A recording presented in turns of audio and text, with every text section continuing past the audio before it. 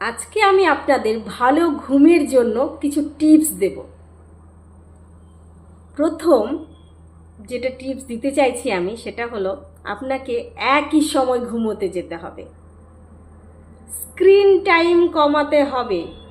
তার মানে হলো আমরা কি করি আজকাল, মোবাইল নিয়ে বিছানায় শুতে গেলাম, মোবাইল স্ক্রল করেই যাচ্ছি আর এদিকে বলছি আমার ঘুম আসছে না, কিন্তু আসল কারণ তো সেই স্ক্রিন টাইম।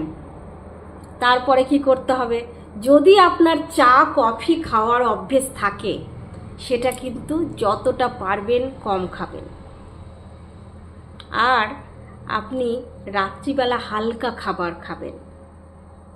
সারা দিনে হয়তো সকালের দিকে যদি না টাইম পান, বিকেলের দিকে হালকা ব্যায়াম, মেডিটেশান করবেন। মেডিটেশান মানে ধ্যান করবেন।